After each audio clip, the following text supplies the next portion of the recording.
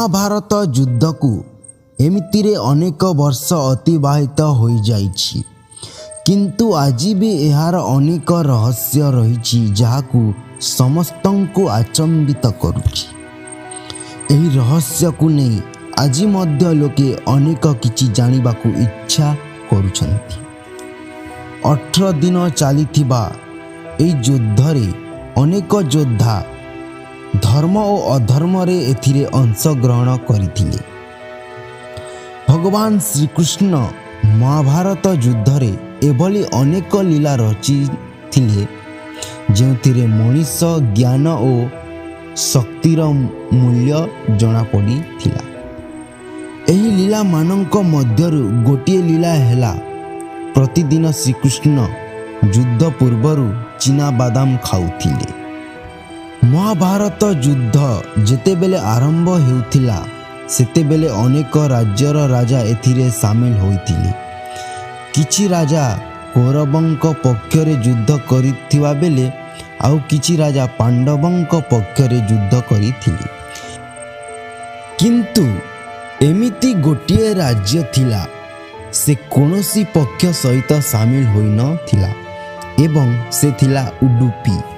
ଉଡୁପି ରାଜ୍ୟର ରାଜା ଭଗବାନ ଶ୍ରୀକୃଷ୍ଣଙ୍କ ନିକଟକୁ ଆସିଥିଲେ ଓ କହିଥିଲେ ଏହି ଯୁଦ୍ଧରେ ଅନେକ ଯୋଦ୍ଧା ସାମିଲ ହେଉଛନ୍ତି, କିନ୍ତୁ ଏହି ସମୟରେ ଭୋଜନ ପ୍ରବନ୍ଧ କରିବାର ଦାୟିତ୍ୱ କେହି ନେଇନଥିଲେ, କାହିଁକି ନା ଯୁଦ୍ଧରେ ସାମିଲ ହେଉଥିବା ଯୋଦ୍ଧାଙ୍କ ପାଇଁ ଭୋଜନ ପ୍ରସ୍ତୁତ କରିବାର ଦାୟିତ୍ୱ ଉଡୁପି ନେବାକୁ ଆଗ୍ରହ ପ୍ରକାଶ କରିଥିଲା।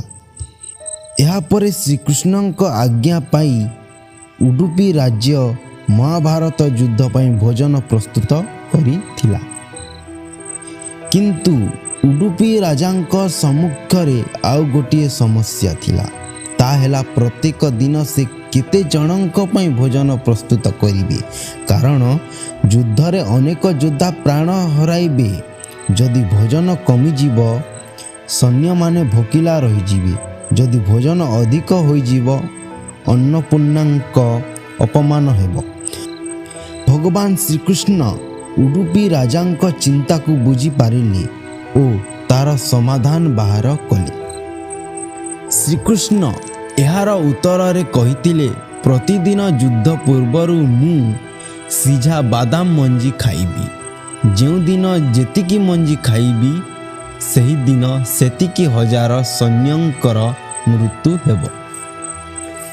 ଭଗବାନ ଶ୍ରୀକୃଷ୍ଣଙ୍କର ଏହି ରହସ୍ୟ ଉଡୁପି ରାଜାଙ୍କୁ ଛାଡ଼ି ଏହି ପୃଥିବୀ ପୃଷ୍ଠରେ କେହି ମଧ୍ୟ ଜାଣିନଥିଲେ। ଏହିପରି ଭାବରେ ଶ୍ରୀକୃଷ୍ଣ ଉଡୁପି ରାଜାଙ୍କର ସହାୟତା କରିଥିଲେ, ଯେଉଁ କାରଣରୁ ଅନ୍ନର ଅପମାନ ମଧ୍ୟ ହେଉନଥିଲା।